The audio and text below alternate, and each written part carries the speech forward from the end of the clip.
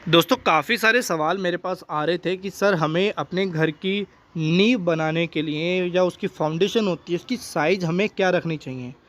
कोई कह रहा है कि 2 फीट रखना है सही रहेगा, 3 फीट रखना चाहिए, 4 फीट रखना चाहिए या इससे ज़्यादा, या लंबाई चौड़ाई हमें कितनी रखनी चाहिए। तो आज की हम इस वीडियो में बात करेंगे, अगर आप एक नॉर्मल मकान बना रहे हैं, नॉर्मल मीन्स यानी कि रेसिडेंशियल पर्पस से आप बना रहे हैं और 1 मंजिल या 2 मंजिल का आप मकान बना रहे हैं, क्योंकि अगर आप इससे ज़्यादा फ्लोर अपने किसी घर का रख रहे हैं या बिल्डिंग का रख रहे हैं, तो मैं आपको सजेस्ट करूँगा कि आप किसी टेक्निकल यानी कि कोई इंजीनियर या आर्किटेक्ट की गाइडेंस में रह के ही काम कराएं, क्योंकि वो वहाँ पे आपकी बिल्डिंग के लोड को कैलकुलेट करके डिज़ाइन करेगा। यहाँ पे सिर्फ मैं बात कर रहा हूँ कोई 1 मंजिल 2 मंजिल, तो उसमें नॉर्मल ही क्या रहता है, ज़्यादा कोई इतना हैवी लोड नहीं रहता है। तो लेकिन लोग उसमें भी गलती करते हैं, जैसे आप देखेंगे कोई 2 फीट गड्ढा खोद देता है जिसकी चौड़ाई 2 बाई 2 रख देते हैं, या 3 फीट भी गहरा मुश्किल से नहीं करते हैं। तो यहाँ पे मैं आपको सजेस्ट करूँगा साइज़ को लेकर। और ये एक चीज़ और बता देता हूँ कि जब आप कोई फाउंडेशन का साइज़ रखते हैं, गहराई रखते हैं, तो ये कुछ क्या रहता है कि बिल्डिंग पर कितना लोड आने वाला है, बिल्डिंग किस पर्पज़ से बनाई जा रही है, रेसिडेंशियल है, कमर्शियल है, ये सारी चीज़ें चेक की जाती हैं।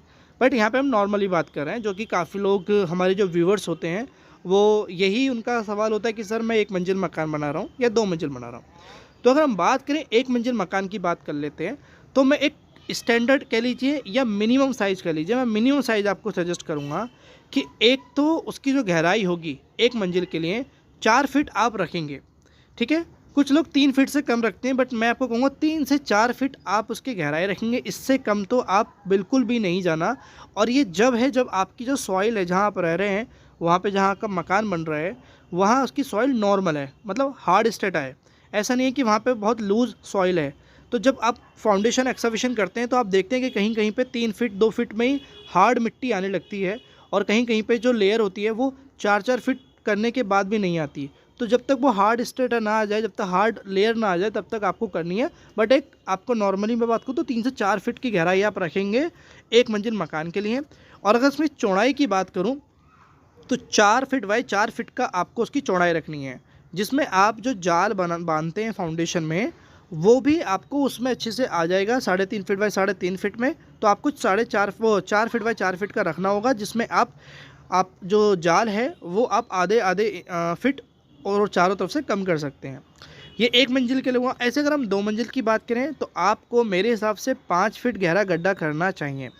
बाकी 4 फीट बाई 4 फीट की चौड़ाई आप रख सकते हैं, लेकिन गहराई जो डेप्थ रहेगी वो 5 फीट मेरे हिसाब से रखनी चाहिए, क्योंकि मैंने नॉर्मली जो बिल्डिंग या घर बनाए हैं सॉरी, तो वहाँ पे क्या होता है कि जो हमारे पास ड्राइंग्स होती हैं, जिस तरीके से हम डिज़ाइन करते हैं, तो उसका मैंने एक थंब रूल पकड़ा है कि जैसे मैंने 10 मकान का एक आइडिया लिया, तो उसमें किसी में 5 फीट रही, किसी में 4 फीट, किसी में 6, तो किसी में 7, तो उसका एक मीन या कह लीजिए थंब जो नॉर्मली निकल के आया वो 2 मंजिल के लिए 5 फीट आपका इनफ है, ठीक है।